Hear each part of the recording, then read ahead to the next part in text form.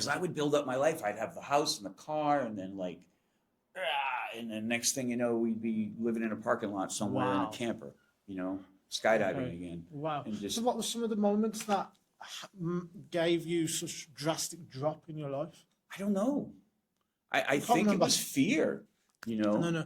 What's the specific moments? Because you said it was all going great, and then you was in the car in the parking lot without no home. I think it's a background tape that you cannot, you don't feel worthy to be successful. But what I'm saying is what specific thing happened? Did you not pay a bill, or did you, I don't know, what happened for that to happen? It's like a switch of all negative responses that would just ruin everything. You know what I mean? And I can't explain it.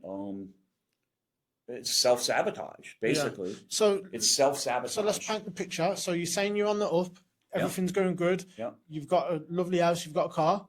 Yeah. Yeah. And then from that moment to where you're in the parking lot in a car, you've lost the job. You've couldn't pay the mortgage anymore. You know, because you self-destructed. You self-destructed, basically. Oh, right. So it sounds like, I'm guessing, like maybe you had like 4, 5, 6, 7 days partying, and you lost your job. Oh, it could have been. I don't know. Mostly when I lost jobs, it was because I just couldn't keep my mouth shut. And that was before your business. Right. Over the years, there's many businesses, many jobs. You know, I just. You know, here's a for instance. I wake up on a Friday and I go, I'm going to ask the boss to work overtime. You know, I wake up and I go into work and I forget. Yeah. And then after lunch, the boss comes and he says, Justin, you're going to work overtime tomorrow. Yeah. And I go, why are you picking on me? Why don't you make them work overtime? Why, you know? And they go, oh, okay, you're fired. After you've asked as well? No. When I woke up, my plan was to ask. But now I've forgotten that. Yeah. But now I feel threatened. Yeah. The boss like someone's attacking your ego when you could just be happy and he's doing you a favor. Do you not want the money? This is what I wanted to do anyhow. And end up in the parking lot, fired, remembering, I was going to ask for overtime. And going, what the hell just happened? But that's a prisoner of a mind that doesn't have control over its reactions. It's just responding. It's fight or flight mode. Like that's a dinosaur coming at me. Why? Yeah, it's reminding me to, you know, the times when they say like a average Joe wins the lottery. Yeah. But because they haven't got the skills and like the money management and the self-control to control all that money of 5-10 million, they'll just blow it, and then a year, 2, 3, 5 years down the line, they're back at their job sort of thing. I'm sitting in a meeting and they're talking about the new health benefits at the company that I'm working at, which I am not even on. My wife at the time has really good medical benefits and I'm on that instead.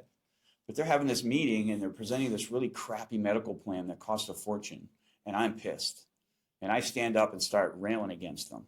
I'm not even on the plan. I'm like defending everybody in the plant. Okay. Screaming at these people, who's paying your salary? And my boss is like, what the hell? You know, and I get dragged into, what are you doing? You know, I'm defending everybody. It's nothing, your skin's not on the... It's not even involved in it. Yeah. It's just the auto responses that I never... And you don't even know that you're doing it because it's just normal for you. I got to defend everybody. Yeah. Right? These guys are taking advantage. Like you're being... Why don't we just go down to the hospital and start our own plan? Yeah. Like you're constantly being attacked. Yeah. Yeah, gravitating towards the chaos. Yeah. Wow. So, operating system that I had no control over, you know. I say, it just, you don't have the power not to think or say and do the things you do. What you should be doing. You just do it. Yeah. What's really helped me is like, I've learned this from like spending a lot of time with my mum. Because like we used to work with each other only for quite a while. Like when I used to run a food business, and say she used to say something and like used to like trigger me. Do you know what I mean? Now, she would trigger me the most. I don't know what it is, but people close to you, like, I don't know whether they know what to say or it just triggers your pain body. And because you're close to them and you're comfortable with them, it hurts more. Yeah. Anyway, like, came like through my development, I started thinking, right, if I say so-and-so, project in the future. I project and predict in the future. Okay? If I say this to her, it's gonna go up. We're gonna have an argument. Oh yeah. Do you know what I mean? Yeah. So before I've said it, say nothing. Right. Simple as that. Well, that's a healthy response. So stopping, having space in between the trigger, feeling the frustration, feeling the anger, feeling the resentment, and going, that's not a good idea. Don't even bother wasting your energy. Which is a healthy response. Think about, I used to go home for Thanksgiving and have the arguments on the way to the drive there that we were going to have. And guess what would happen when you got there and everybody got a few drinks in them? Exactly what you planned. And you would storm out and have the big fight and the holiday's ruined. And why are we the worst to the people closest to us? Like you just described, sometimes you get she pushes your buttons, right?